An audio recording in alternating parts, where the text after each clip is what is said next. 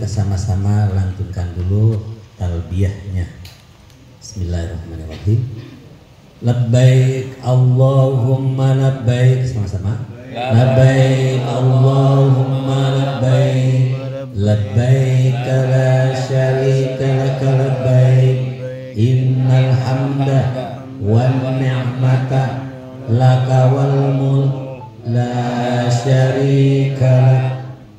Labbaik Allahumma labbaik, labbaik la syarika laka labbaik, innal hamda wan ni'mata laka wal mulk la syarika lak. Labbaik Allahumma labbaik, labbaik la syarika laka labbaik, innal hamda wan ni'mata laka wal mulk la syarika lak. Allahumma salli ala sayyidina Muhammad wa ala ali sayyidina Muhammad. Allahumma inna nas'aluka ridhoka wal jannata wa na'udzu bika min sakhatika wan nar. Rabbana atina fid dunya hasanah wa fil akhirati hasanah wa qina azabannar. Labbaik Allahumma labbaik, labbaik la syarika laka labbaik, innal hamda wan ni'mata laka wal mulk la syarika lak. Badan Ibu itu yang terus dibaca pada saat kita akan menunaikan ibadah haji, sampai puncaknya itu setelah jumroh Aqobah ya. Setelah jumroh Aqobah berarti di situ Lebaran, setelah selesai Aqobah baru nanti takbir. Pada materi kali ini adalah tentang bagaimana cara menjaga kemabruran. Sekali lagi mohon maaf, ya idealnya untuk menyampaikan materi masalah ini adalah beliau-beliau yang lebih kompeten, karena saya pribadi barangkali belum mabrur atau belum sempurna di dalam pelaksanaan ibadah, walaupun sudah berapa kali ke tanah suci, tapi wallahu alam seperti apa hasilnya. Namun paling tidak kita berusaha secara lahiriah bahwa seseorang dia itu mabrur atau tidak, makbul atau tidak di dalam pelaksanaan ibadahnya itu bisa dilihat dari secara lahiriahnya, ya, secara fisiknya, dalam artian perilaku sehari-harinya. Kalau umpamanya sebelum berangkat ke tanah suci masih senang mainan kicli, cari orang Cirebon saya juga tahu tuh, ya, kicli, kuclak, atau mainan kartu, ya judi lah gitu loh, ya, atau apalagi Pak istilah-istilahnya tuh, domino apa, gaplek mungkin, kemudian apalagi judi online. Kemudian setelah menunaikan ibadah haji harusnya apa? Harusnya stop semuanya, harusnya ditinggalkan itu semuanya pekerjaannya. Termasuk umpamanya gaple, walaupun hanya mainan biasa pada saat mau hajatan biasanya ya, lek-lekan itu. Walaupun mungkin mainan biasa, bukan apalagi pakai duit tidak. Cuma kalau sudah jadi bapak haji itu kayaknya ini. Jadi harus bisa membedakan sebelum haji dan sesudah haji. Ya, apalagi gaple. Gaple itu kan bahasa Arabnya itu adalah goplah. Dari bahasa Arab gaple itu artinya goplah. Goplah itu artinya lalai. Jadi kalau sudah main kartu itu lupa semuanya. gitu. Apalagi saking semangatnya lempar karung, wah, ya, nimpuk kena mata, mati. Oh balik ya. Jadi kembali, jadi kemabruran seseorang itu paling tidak bisa dilihat dari kesehariannya. Mohon maaf sekali lagi, saya sehari-hari belum tentu ya, tapi berusaha untuk itu. Paling tidak pada kesempatan siang ini adalah resepnya nih seperti ini kalau ingin mabrur tuh ya, kalau ingin mabrur terutama setelah pulang haji. Nah ini yang beratnya itu untuk menjaga kemabrurannya. Tapi untuk mencapai puncak kemabrurannya mungkin bisa, apalagi kita semuanya memang jauh dari Cirebon ke tanah suci sana kan niatnya untuk ibadah, sehingga daya tarik, daya semangatnya itu memang betul-betul tumbuh pada saat di Madinah maupun di Mekah, karena memang sekelilingnya juga pada beribadah. Ya udah. Kalau sekelilingnya pada beribadah kemudian kita diam baik, berarti apa? Nah ini berarti dipertanyakan ya, dipertanyakan kekuatan nilai niatnya untuk melaksanakan ibadah. Makanya Bapak Ibu, mari kita sama-sama pada kesempatan ini, yuk kita sama-sama sucikan hati kita, bersihkan, kemudian niatkan bahwasanya kesana itu betul-betul untuk mendapatkan ridho Allah. Jadi jangan sampai dibuang kesempatannya, termasuk di dalam sholat berjamaah di sana. Kalau bisa selalu melihat Ka'bah kalau di Masjidil Haram ya, kalau bisa, kalau memungkinkan, atau paling tidak ada di dalamnya, di dalam Masjidil Haramnya. Walaupun memang di luar juga sah, di teras juga sah-sah saja sholat di latar tuh, tetapi kan akan lebih utama di dalam, sama seperti sholat berjamaah sehari-hari. Kalau Bapak Ibu tahu pahalanya sholat berjamaah itu pasti rebutan di depan untuk sholat berjamaah, ngambil shop yang terdepan. Tapi karena tidak mengetahui atau mungkin apa istilahnya ya, hanya segitu kadarnya sehingga disuruh ke depan aja, saling dorong. Sekian mana ira bae kan gitu ya. Kamu aja. Padahal lebih utama di belakang imam. Kemudian sholat sini, terus nanti ini, terus ya seimbang terus sampai di sini jalur utama penuh, berarti pahalanya urutan kedua, 3 terus yang di teras dapat pahala berapa? Berjamaahnya sih dapat 27 derajat, cuma plusnya itu nilai tambahnya tidak ada. Maka semakin ingin dapat pahalanya banyak pada saat sholat berjamaah, yang utama di depan, termasuk nanti di Masjidil Haram atau di Masjid Nabawi. Mohon maaf, ya banyak orang-orang kita, orang Indonesia lah sebut saja, di dalam sih masih pada kosong, tapi jauh-jauh dari sana wis kan balai sholatnya di teras baik gitu. Apa alasannya? Supaya baliknya cepet. Iya, supaya cepat pulangnya. Mikirnya cepat pulangnya, padahal berangkatnya lebih dulu. Ya, rugi sebenarnya kan? Berangkat lebih dulu, harusnya kan ya sholat depan. Kira-kira Bapak Ibu, terutama Bapak-bapak ya, kalau ibu-ibu nggak mungkin sih kalau sholat berjamaah di sekitar Ka'bah, apalagi tadi pakai nirong, bisa nggak sholatnya di belakang pas imam? Nah itu kira-kira punya nggak, punya rencana, punya target, saya pengen sholat berjamaahnya di belakang imam Masjidil Haram.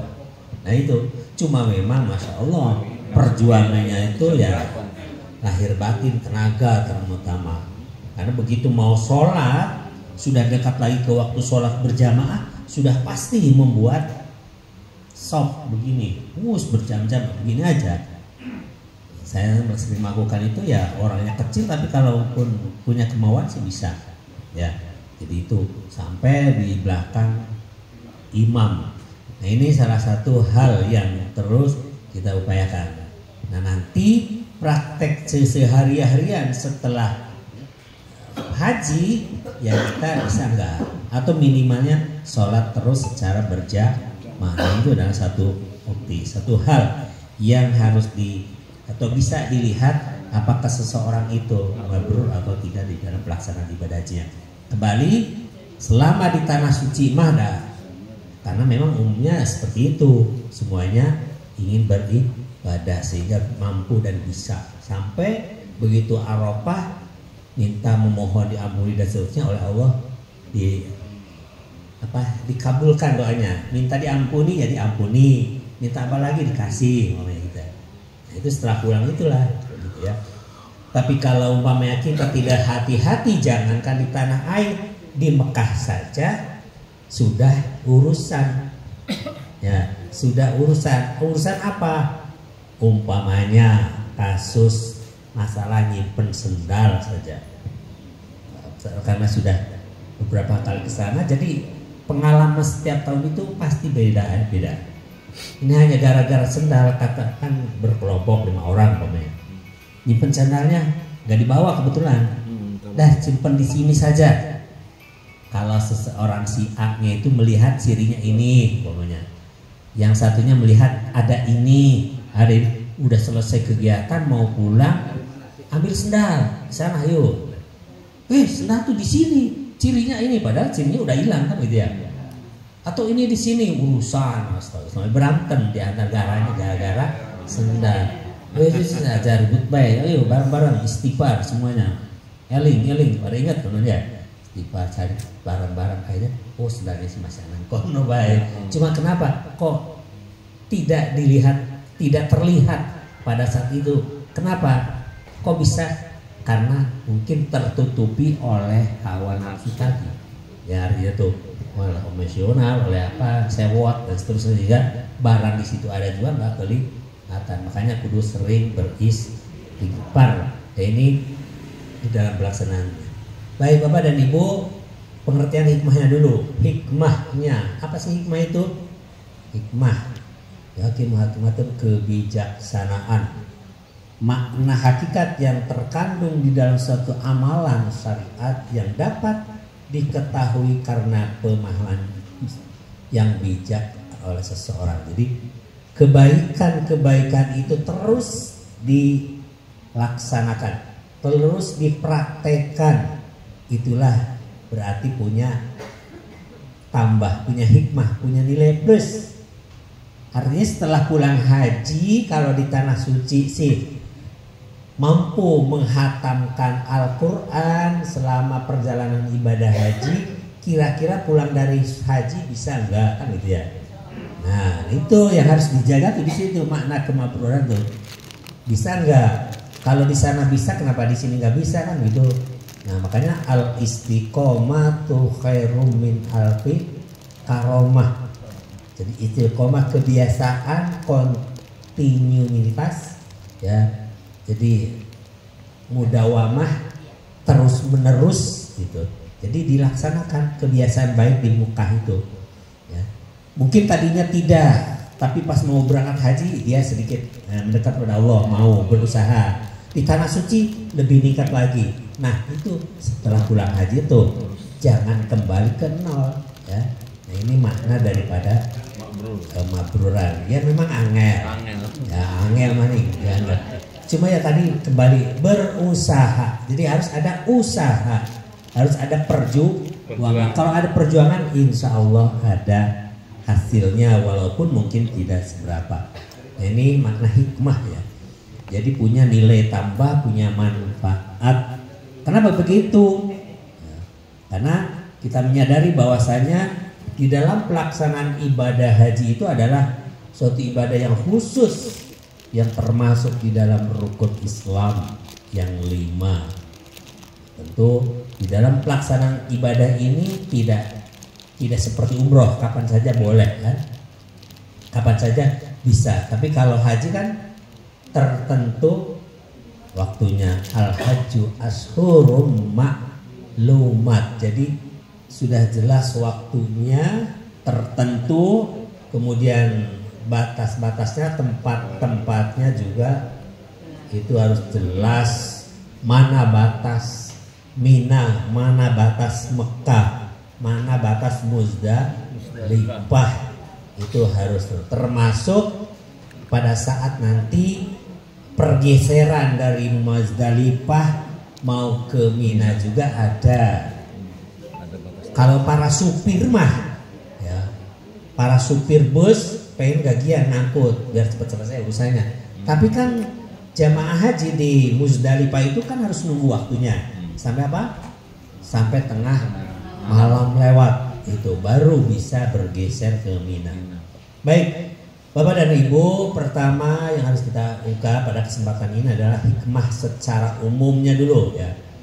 Hikmah haji secara umum, bahwasanya dengan pelaksanaan ibadah haji ini adalah merupakan manifestasi, merupakan perwujudan ketundukan kita kepada Allah Subhanahu wa Ta'ala. Jadi Bapak Ibu kan menunaikan ibadah haji itu untuk apa? Bukan untuk mencari popularitas haji kan? Ya. Bukan untuk supaya dapat panggilan Bu Haji Pak Haji, bukan kan?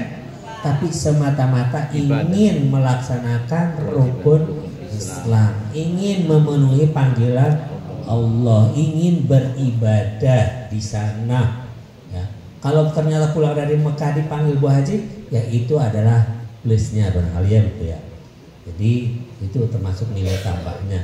Namun bukan tujuan ya, bukan tujuan utama ingin dipanggil Bu Haji, tetapi sekali lagi bukti bahwasanya kita adalah tunduk pada Allah. Kenapa? Karena orang haji itu kan harus mengorbankan segala macam baik materi, harta ya, termasuk mental juga harus siap untuk berjuang di sana, karena al-haji itu adalah merupakan ibadah fisik, sehingga betul-betul harus bisa menjaga kesehatannya. Kemudian dari situ tumbuh atau bangkit semangat di dalam beribadah, itulah haji. Jadi punya nilai tambah sehingga bertambah semangat ibadahnya, baik di tanah suci ataupun nanti setelah pulang dari tanah suci. Jadi harus beda ya. Jadi tumbuh semangat dari dirinya. Saya sudah haji, masa begini aja kan begitu ya? Saya sudah haji, berarti saya harus begini, harus begini, harus begini.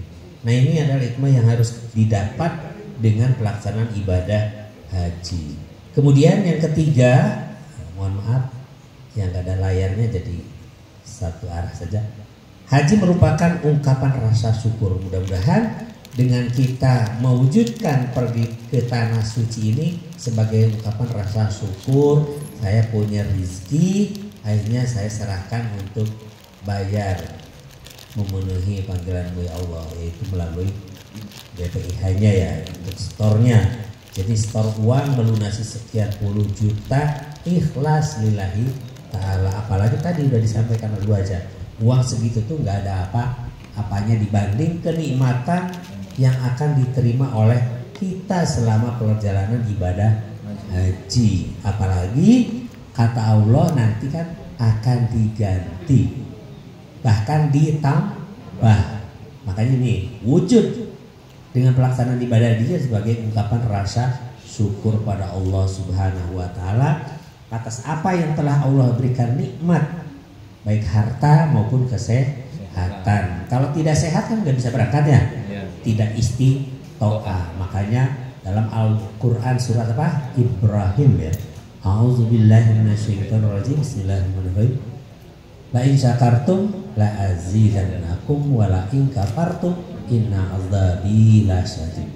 Itu harus yakin bahwasanya walaupun kita tidak tujuannya supaya dapat kembalian, tapi Allah dengan melihat keikhlasan dia untuk mengorbankan segalanya, maka oleh Allah akan diganti, akan ditambah ya, akan ditambah. Ya, melihat bapak dan ibu haji yang pulang dari Mekah itu biasanya lebih makmur, insya Allah. Kemudian haji menempa jiwa agar memiliki semangat juang yang tinggi. Jadi setelah haji bukan cuma pada saat di Mekah, tetapi setelah hajinya pun dia harus tetap semangat. Ingat pada waktu di Mekah begini. Dipraktekkan di sini. Berarti di kampung mah cetek, jalan dari rumah ke masjid dekat, di sana jauh, tapi kok mampu kuat. Nah, sekarang bisa nggak di rumah? Nah itu ya. Jadi menjaga kemabruran. Kemudian dengan pelaksanaan ibadah haji tentu kita akan melihat tanda-tanda kekuasaan Allah ya. Tadi di awal sudah sampaikan bahwasanya akan mengenal satu sama lain. Wujud daripada penciptaan Allah yang dapat dilihat oleh kita, ternyata Allah itu mampu menciptakan manusia yang segitu banyaknya. Modelnya apa istilahnya, hitungan matanya duanya sama, ini sama, tapi kok dilihatnya beda-beda kan ya. Dari segi kulit saja beda-beda, ada yang ireng ditambah geteng ya, ireng geteng. Nanti kalau kelihatan putih itu pada saat senyum saja, giginya putih-putih ya, ireng geteng. Udah tinggi itu macam-macam, ada yang tingginya kecil-kecil, lincir-lincir, kenapa ya, yang klop gitu. Mereka itu selalu berkelompok. Ada yang bundar-bundar ya, kepalanya bundar-bundar, rambutnya perintik-perintik gitu. Disitulah tanda kekuasaan Allah. Maka dari situlah diharapkan setelah haji itu tumbuh rasa syukur betapa besarnya Allah yang telah menciptakan makhluknya yang beraneka ragam modelnya ya. Jangan lagi nanti dari baunya beda-beda ya, beda aja baunya gak enak ya, hitam-hitam ya. Adanya rasanya baunya pahit ada. Tapi di sana nggak boleh ngomong, wis diem aja, nikmatin saja. Kalau ngomong malah nanti tambah bau. Tinggal istighfar, astagfirullahaladzim, udah tinggal istighfar saja, istighfar. Nah ini jadi biar kesucian kita di dalam ibadah terus terjaga. Kemudian, nah, hikmah kewajiban dan larangan ketika berihram. Kita sudah dikasih pembelajaran pada saat di manasik itu bahwasanya pada saat mulai berihram kita kan harus memperhatikan larangannya ya. Larangannya apa saja udah insya Allah sudah semuanya hafal. Yang pasti apa yang dilarang itu kita semuanya pasrahkan. Artinya kita ngikutin apa yang diperintahkan oleh Allah semata-mata. Jadi tidak ada sedikit pun rasa terpaksa ya. Kalau keterpaksaan itu berarti sama dengan nanti didampingi oleh hawa nafsu. Sedangkan nafsu adalah datangnya dari setan. Inna nafsala ammaratun bisu. Yang namanya setan itu senantiasa ngajaknya kepada keburukan, kejelekan, asu ya, sesuatu yang tidak baik. Kalau untuk yang tidak baik mah setan itu justru mendorong ya, mendorong. Kita sudah kuat pengen ngaji tapi baru 1 ayat 2 ayat tahu-tahu ngantuk ya. Kenapa tuh? Karena tahu baru 1 ayat 2 ayat baru sudah sepet matanya. Itu memang mungkin oleh hawa setannya itu, digeber-geber, ditiup-tiup, ditaburin apa sehingga sepet, akhirnya ngantuk. Nah ini kita bisa upayakan untuk bisa melawannya, karena itu adalah musuh yang nyata.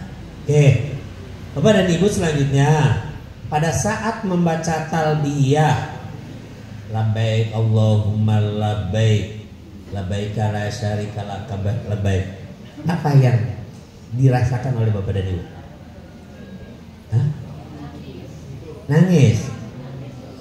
Apalagi sudah direjang-rejang, diiring-iring oleh keluarga mau berangkat ya, labbaik Allah. Oke. Jadi itu harusnya menjadi ungkapan yang ikhlas, pasrah, karena kita akan memenuhi panggilannya. Jadi pasrahnya apa? Mau hidup, mau mati, pasrah saja dia. Karena umpamanya kita karena mau meninggal, mau mati, maka ibu bapak pesan di rumah. Pesannya apa? Kalau saya meninggal gini. Kira-kira bisa? Wasiat. Wasiat dulu, karena tidak ada yang menjamin atas keberadaan kita sampai pulang lagi kan begitu ya. Nah, makanya kalau udah wasiat sih penting ya. Nah, yang pasti kembali bahasanya pada saat kita membaca talbiyah itu kita semuanya berserah diri, ikhlas akan memenuhi panggilan Allah, membuktikan rasa ketauhidan, ketundukan, kepatuhan, ketaatan sebagai wujud daripada kemuliaan kita terhadap Allah Subhanahu wa taala. Dan ini berangkat sampai mencapai puncaknya ibadah haji. Kemarin tanggal berapa katanya? 8. Puncaknya ibadah haji 8, 9, 10, 11 terus 12. Mulai tanggal berapa? Tanggal 9. Tanggal 8 itu sudah persiapan. Ya, berarti tanggal 8 itu berarti namanya hari Tarwiyah. Nah, persiapan untuk melaksanakan wukuf pada saat tanggal 9. Nah, jadi puncaknya ibadah haji kalau mamanya tidak melaksanakan itu maka tidak sah. Kemudian sampai nanti dari Arafah kemudian Muzdalifah sampai Mina untuk melaksanakan itu kegiatan Jamarat Balang. Oke, yang pasti secara teori hal-hal semacam itu kan udah di dalam materi yang sebelumnya ya. Tinggal sekarang bagaimana nanti dari sini kita hanya mengambil hikmah manfaatnya, betapa besarnya perjuangan untuk menunaikan ibadah haji di sini yang harus kita mengambil manfaat atau pelajaran. Arafah yang segitu tempatnya luas, kumpulnya manusia yang tidak membedakan antara yang satu dengan yang lain. Tidak ada perbedaan antara yang miskin dan yang kaya. Tidak ada kedudukan yang dibawa ke sana, jabatan, semuanya sama di hadapan Allah Subhanahu wa taala. Berkumpul, pasrah, berserah diri pada Allah Subhanahu wa taala dengan puncaknya Arafah. Puncaknya Arafah kan kemarin sudah disampaikan oleh pemateri yang lain. Harus apa dulu? Ada zikir, ada khutbah, ada sholat berjamaah dan seterusnya ya gitu. Insya Allah sudah paham semuanya ya. Yang pasti hikmah dari kegiatan wukuf ini kita ambil bahwasanya manusia dari atas segala kekurangannya disitulah insya Allah akan merasakan, terutama bagi mereka yang berkumpul di tanah Arafah, muktamar sedunia ya. Dan Arafah itu adalah gambaran alam mahsyar, padang mahsyar. Padang mahsyar itu termasuk alam yang gaib, termasuk yang gaib. Artinya ibu percaya kan ada harus percaya, karena agama itu kan dibentuk oleh dua dalil hukum. Ada dalil akli, ada dalil nakli. Dalil akli itu apa? Sedikit nggak apa-apa nih ibu. Jadi sesuatu hukum yang tidak dapat dicerna oleh akal pikiran kita, kembalikan kepada Al-Quran dan Al-Hadis. Tetapi syariat Islam itu kenapa diwajibkan? Karena secara akal pun dapat diterima. Itu orang Islam. Ada dua kekuatan, dalil akli dan dalil nakli. Tapi orang-orang orientalis, orang-orang barat mah tidak ada istilah dalil nakli.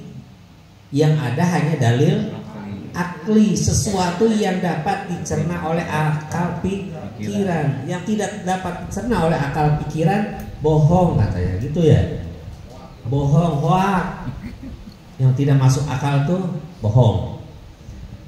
Makanya orang-orang orientalis juga sebenarnya sih penasaran dengan Islam. Kenapa sih kok harus ini, harus ini, harus ini?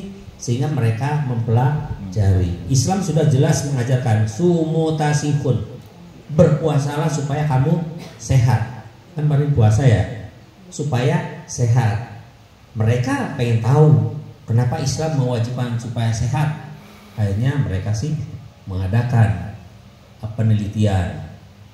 Dikumpulkanlah binatang-binatang dari berbagai jenisnya, dibikin 2 kelompok. Satu kelompok dipuasakan, sehari dikasih makan, sehari tidak. Yang ini dikasih makan full terus-terusan. Ternyata apa yang terjadi? Ternyata dari tingkat kesehatannya, dari tingkat umurnya, itu ternyata binatang-binatang yang diatur makanannya lebih kuat, lebih tahan lama, lebih panjang umurnya dibanding dengan itu. Itulah Islam. Kenapa harus puasa? Inilah masuk dalam dalil akli walaupun dalil nakli. Dalil naklinya termasuk tadi di dalam pelaksanaan ibadah. Ibadah itu kalau secara akal kenapa harus muter-muter, harus ya sudah kembalikan kepada Al-Quran dan hadis, karena ini syariat, ini ajaran, sehingga kita harus mengikutinya. Apalagi sudah jelas itu adalah milah Ibrahim, mengikuti jejaknya, karena kita diperintah. Sama seperti dalam sejarahnya masalah Hajar Aswad. Kenapa kita disunahkan mencium Hajar Aswad? Padahal itu kan batu. Cuma karena ini disuruh, ya udah sunnah kan di situ. Ya. Lebih jauh nggak usah dituntut. Ini salah satu contoh. Contoh yang lain, kenapa Bapak Hendy disunat? Kenapa Pak Gun? Kenapa laki-laki disunat? Supaya bersih, supaya apa lagi? Sholatnya sehat. Supaya apa lagi? Supaya indah. Supaya lagi? Apalagi orang Islam, supaya lebih secara psikologisnya ya, secara biologisnya beda katanya. Saya punya teman orang non muslim, waktu itu terpaksa disunat karena memang sering sakit. Sebelum dia cerita, ternyata kan gitu ya. Ini sedikit 17 tahun atas. Ini hanya bukti hukum aja. Ternyata sebelum disunat dengan sesudah disunat berbeda rasanya, Bung. Katanya gitu. Wes, jangan jauh-jauh. Oke. Itulah Islam. Kenapa harus zakat? Kan ya. Nah, itu jelas secara sosialnya itu tinggi. Dan masih sampai kepada yas'alunaka anir ruh. Qulir ruhu min amri robbi. Ya ini jangan menuntut akal, tapi kembali kepada Quran hadis. Kata Allah itu jangan yas'alunaka anir ruh, jangan bertanya tentang ruh, karena ruh itu adalah urusanku, kata Allah. Nyawa seseorang kan nggak tahu ya, nggak kelihatan.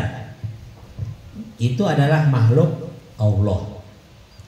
Allah yang hanya Allah punya hak. Tapi orang barat mah lain lagi, pengen tahu roh itu kayak apa.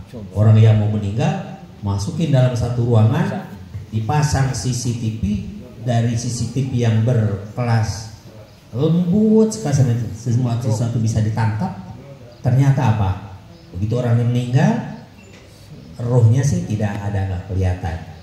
Itu kan sudah jelas Islam sih, min amri robi itu adalah urusan dan tafakkaru fil khalqi wala tafakkaru fi dzati. Berpikirlah apa yang diciptakan Allah, jangan berpikir tentang zat Allah. Ibu kan sholat, kemarin di viral itu ke siapa Bu? Gadungan katanya. Ya, Tuhan kamu sholat, mana Tuhannya kan? Sampai bohong, kiai koi bohong semuanya. Nah itu nauzubillahimin dari kalau kita orang beriman kembali tadi. Yakin. Ada dua dalil akli dan nakli, termasuk tadi di dalam pelaksanaan ibadah haji. Ada sesuatu yang memang kelihatannya kayak gitu mainan, tapi itu kan memang perintah seperti itu ya. Kembali tadi yas'alunaka anir ruh, kulir ruh. Itu alam gaib. Jangankan itu, sekarang kentut. Kentut itu makhluk Allah. Ada kan? Ada. Kayak apa? Kelihatan. Enggak kelihatan, tapi ada. Ada. Buktinya apa? Ada. Ada bau. Bau. Ada suara. Ada suara. Angin terasa. Terasa. Sering-sering. Itu kan makhluk Allah. Ada kan? Ada. Kelihatan enggak? Enggak. Enggak ada. Sama.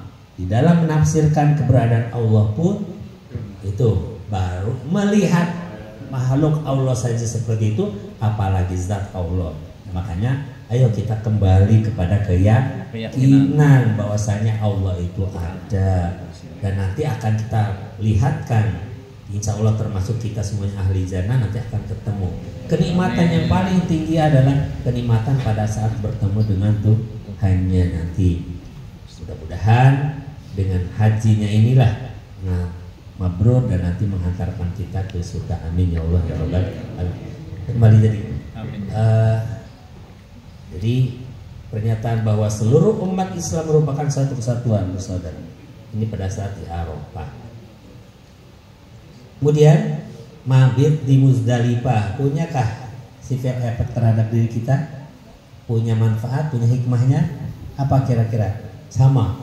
Nanti apalagi di Muzdalifah. Kalau di Muzdalifah itu lapangan terbuka.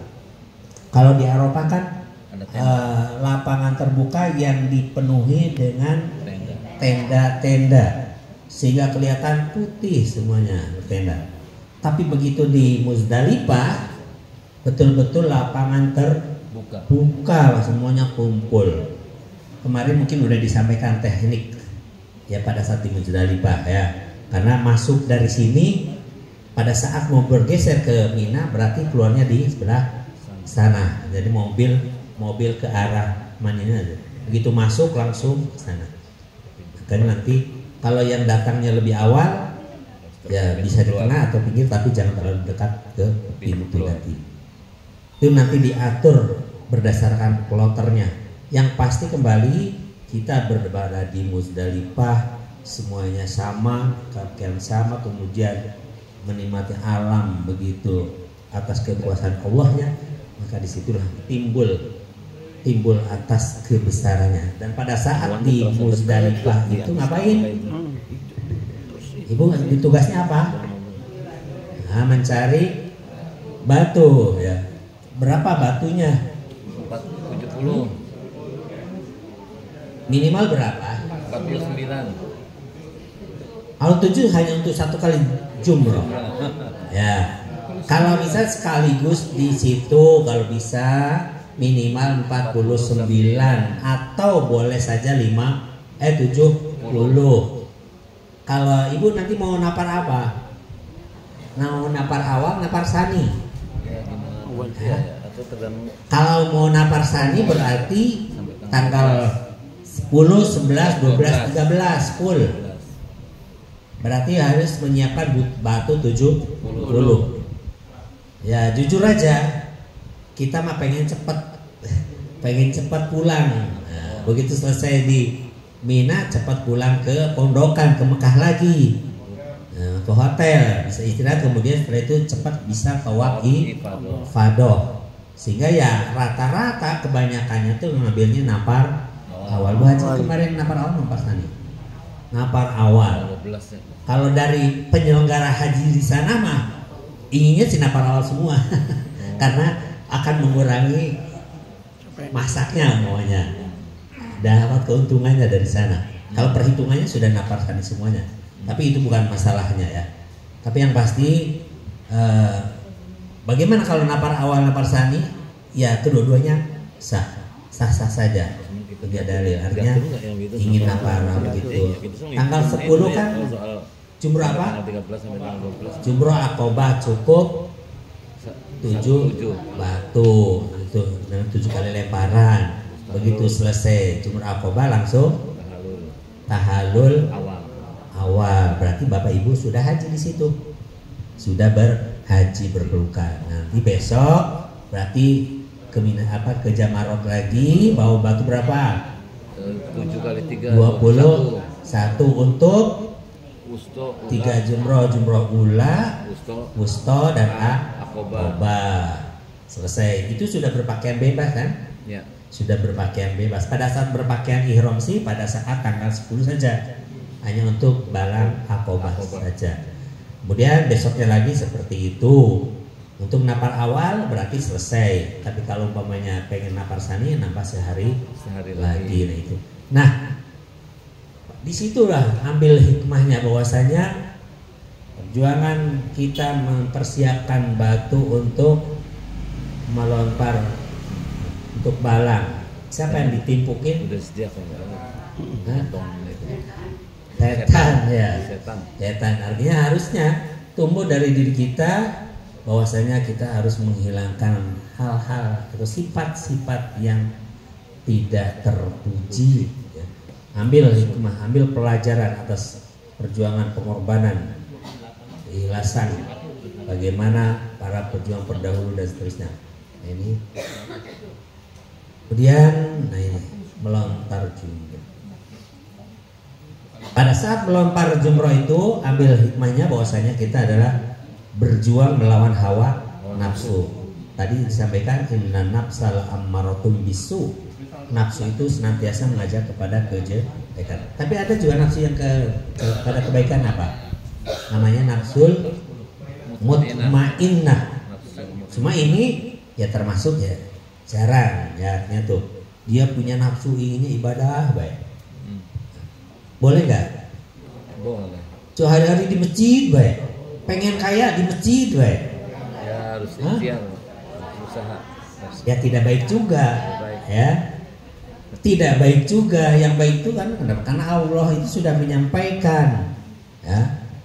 Kalau itu sudah menyampaikan dalam firman-Nya wabtagi fima ataqallahu daral akhirah wala tansa nasibaka minad dunya. Ya. Akhirat itu sangat penting. Tapi dunia juga penting nggak? Perlu. Kenapa? Perlu. Ya, bagaimana mau zakat, mau sedekah kalau tidak punya duit? Bagaimana mau beribadah haji kalau tidak punya uang? Makanya penting sekali. Ya, kecuali golongan tasawuf ya, atau golongan apalah, bukan nama ahli ma'rifat mungkin tidak perlu urusan dunia.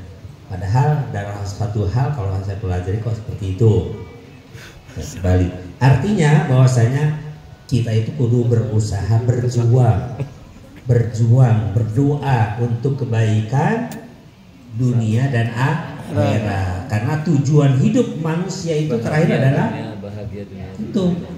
Bapak Ibu kan punya tujuan hidup untuk apa? Bahagia dunia. Nah, itu tujuan hidup manusia terakhir adalah Robbana atina fid dunya hasanah wa fil akhirati hasanah wa qina azabannar.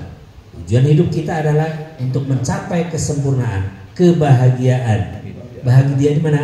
Bahagia di dunia maupun di akhirat. Tapi ada orang yang mencari kebahagiaannya hanya dunianya saja ada. Ya. Tetapi tanpa memperhatikan bagaimana ke depannya, bekal akhiratnya. Nol, auzubillahi min dzalik. Atau sebaliknya ada.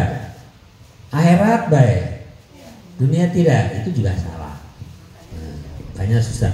Makanya Islam itu silahkan. Orang Islam kudu cukup, bila perlu kudu kaya kan gitu ya. Tapi kaya kira-kira kayanya manfaat, berkah di situlah. Itu kebahagiaan. Bahagia diri juga kebahagiaan umat bersama. Oke. Kembali. Pada saat melontar jumrah itu, maka apa yang dibayangkan oleh kita, di sana ada setan yang mau mengajak kepada kejahatan, kita lempar, kita hindari dan kita tinggalkan. Nah, mudah-mudahan setelah itu kita terus menjaga kemakmurannya. Kemudian Nah, termasuk di dalam hikmah bertawaf. Kira-kira apa? Kenapa harus muter-muter 7 kali? Kalau tidak 7 kali kan nggak sah. Ya. Kalau umpamanya baru 3 kali ternyata batal, harus ngambil air wudhu lagi ketika meneruskan. Bahkan saking pentingnya tawaf itu sama dengan sholat. Artinya harus bersuci. Nah, hikmah tawaf pertama sebagai perlambang akan perjalanan alam berputar pada porosnya. Menurut para ilmuwan bahwasanya betul kondisi poros dunia adalah adanya berada di Ka'bah, titiknya di situ. Ya. Kita ya manut baik karena kita orang awam. Ilmuwan saja sudah membuktikan, apalagi kita selaku muslim. Maka di sini bukti kekuasaan Allah.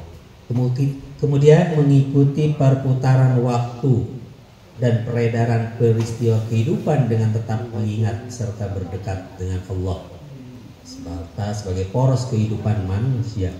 Ya. Waktu senantiasa berputar, tapi waktu itu sendiri nanti akan ada berhentinya. Artinya apa? Kita akan tidak selama jalan, tapi kita akan ketemu dengan yang dinamakan kematian. Kullu nafsin dha'iqatul maut. Jangan merasa sekarang sehat terus, akan sehat terus, karena di depan belum tentu seperti itu. Bahkan banyak ayat Al-Quran, kalau udah malaikat siapa? Nah, malaikat Ijra'il mendekat kita, walaupun kita lagi sehat, lagi makan, lagi berolahraga, lagi apa lagi? Kalau lagi sholat, luar biasa itu. Lagi ngaji apalagi dan seterusnya. Nah, itu kalau umpamanya ajal sudah datang dekat dengan kita, maka tidak sedikit pun bisa ditawar. Buktinya apa? Banyak saudara kita, tetangga kita, teman kita yang tadi malam masih bisa ngobrol sekarang meninggal. Udah. Tahun kemarin kumpul bersama, sekarang sudah tidak ada. Itulah takdirnya. Makanya disinilah kita mengambil hikmah wal asri innal insana lafi khusrin. Demi waktu, dengan waktu itu semuanya akan rugi kalau illal ladina amanu wa amilus sholihat, beriman dan beramal soleh.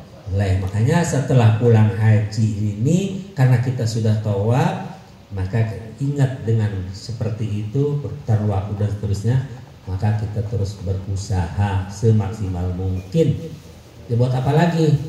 Haji sudah, anak udah pada gede, tinggal apa? Punya duit banyak, bersedekah banyak, memberikan infak jariyah dan seterusnya. Ya, insya Allah ya, insya Allah mudah-mudahan Allah terus membimbing kita di dalam kehidupannya, karena beratnya menjaga kemabruran itu, tantangannya berat sekali. Kemudian patuh secara mutlak atas aturan-aturan Allah dalam semua situasi dan kondisi, baik yang kita tahu mana yang halal, mana yang haram. Kita juga menyadari kenapa sih kok Allah ciptakan, umpamanya contoh, Allah ciptakan babi itu kan diharamkan ya. Kenapa Allah ciptakan kambing? Halal. Bisa nggak membedakan mana yang boleh, mana yang tidak boleh? Secara kasat mata bisa, ini babi nggak boleh, kambing boleh. Nah, bisa nggak menghindari hal satu ini? Makanya jangan berkata, buat apa sih Allah tuh ciptakan anjing, babi, padahal nggak ada manfaatnya. Secara emosional mungkin begitu. Buat apa? Ada nyamuk, tidak ada manfaatnya. Tukang ganggu tidur, umpamanya ya, kena COVID, penyakit dan seterusnya. Apakah ada manfaatnya? Tentu. Orang-orang beriman itu pasti akan mengatakan, innallaha la yastahyi ayyadriba masalam ma ba'udatan fama fawqaha Famal ladzina amanu faya'lamuna annal haqqu mir rabbihim wa mal ladzina kafaru fayaquluna madza aradallahu bihadza masala yudillu bihi katsiran wa yahdi bihi katsiran. Jadi orang-orang kafir, orang-orang munafik, orang-orang yang imannya tipis mungkin akan mengatakan kanggo apa? Gawe sumpah maksudnya. Padahal di balik itu semuanya Allah menciptakan karunia yang sangat banyak. Dari satu macam aja nyamuk ada apa? Ada obat nyamuk. Dengan adanya obat nyamuk berarti ada pabriknya. Dengan adanya pabriknya berarti banyak pekerja mensejarah. Disitulah hikmah, disitulah manfaat. Belum yang lainnya. Yang pasti kembali sekali lagi intinya bahwasanya kita mampukah membedakan antara yang hak dengan yang batil. Kalau sudah ini dilarang ya sudah, jangan macam-macam. Toh masih banyak yang halal. Sampai orang kan begini, gimana Pak kalau ini buat obat, gitu ya. Kodok dimakan buat obat. Apa benar tidak ada lagi obat selain kodok umpamanya? Kan gitu ya. Kalau kodok kan sudah jelas. Gimana kalau digawe suike? Kalau kata nasnya nggak boleh ya udah jangan. Ya.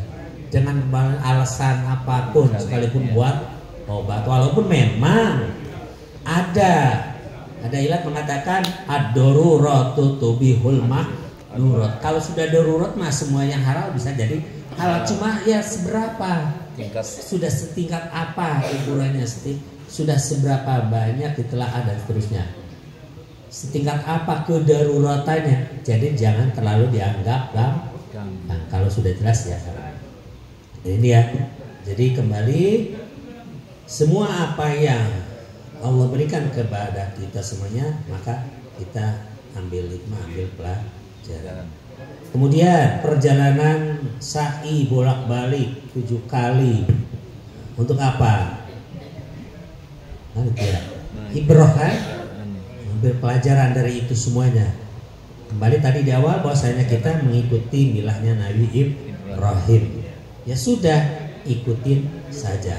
Tapi paling tidak Bapak dan Ibu dengan kegiatan-kegiatan itu yang dapat langsung dirasakan, oh betapa besarnya kekuasaan Allah. Disitulah manusia berkumpul melaksanakan tawaf, melaksanakan sa'i dan seterusnya, beraneka macam manusia, model, ya, ukuran dan sebagainya. Itulah bukti kekuasaan Allah.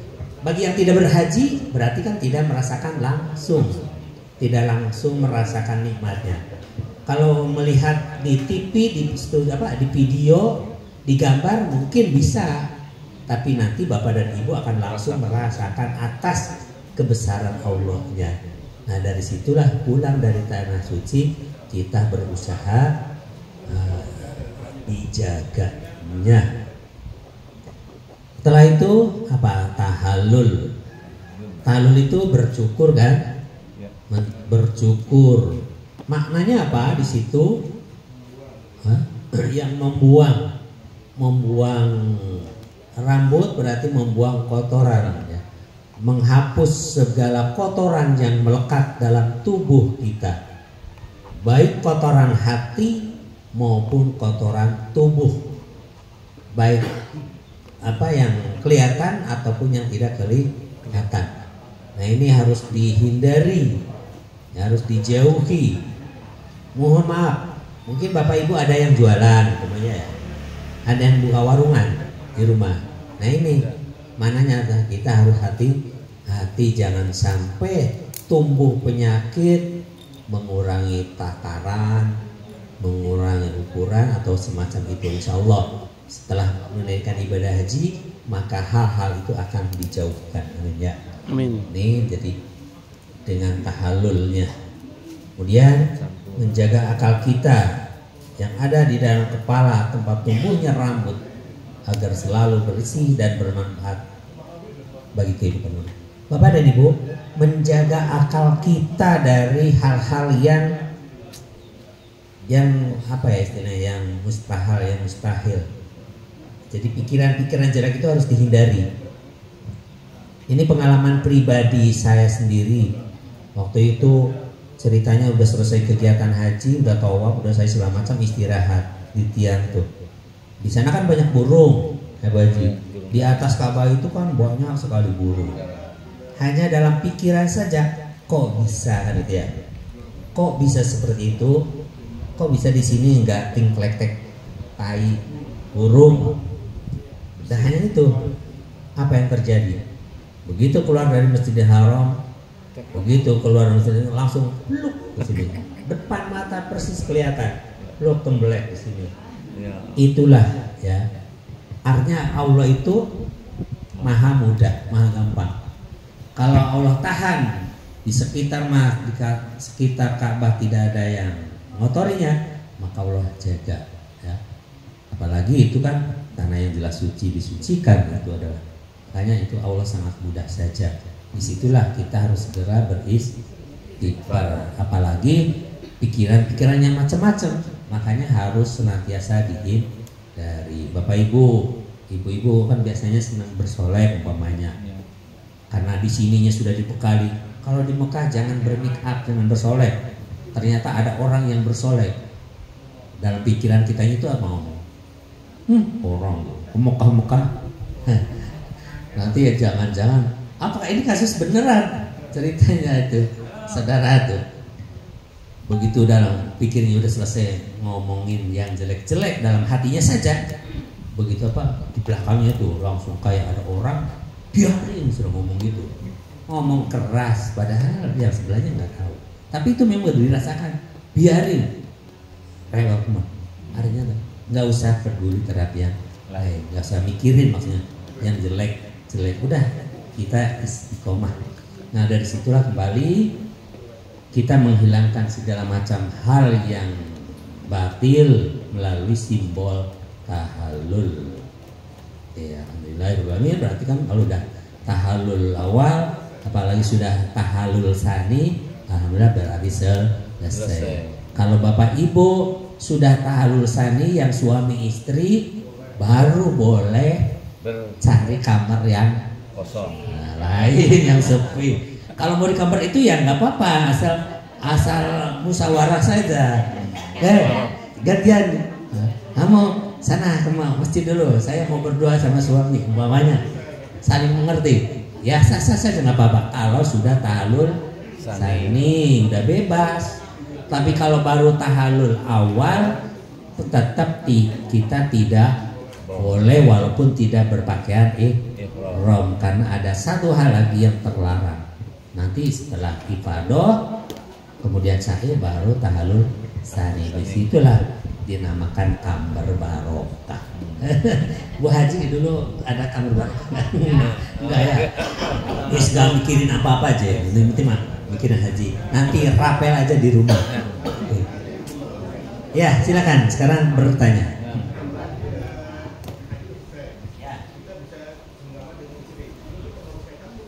Nah, iya. Setan lagi. Kenapa?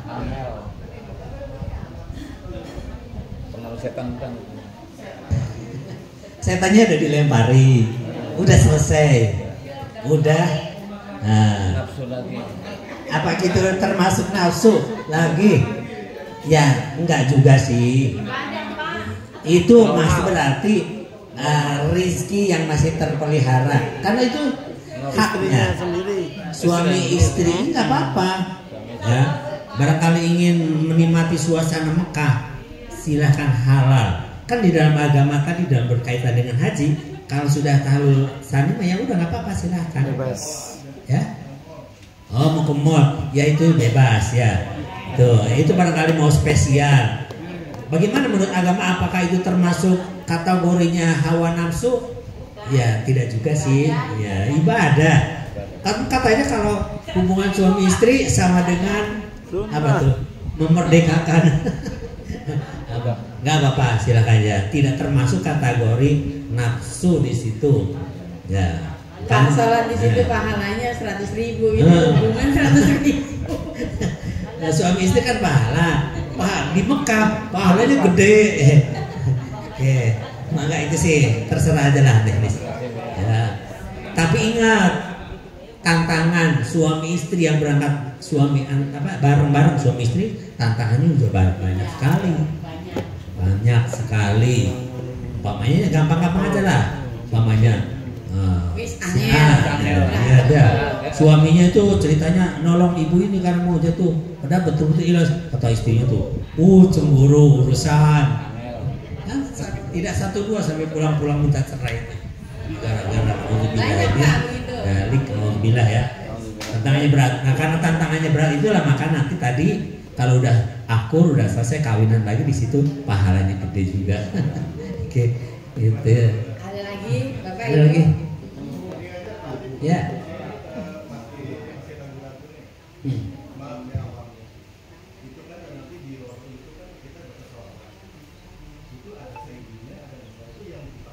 Oh, antara yang pakai Sayyidina dengan yang tidak itu tergantung pemahaman kita sehari-hari. Hah? Oh,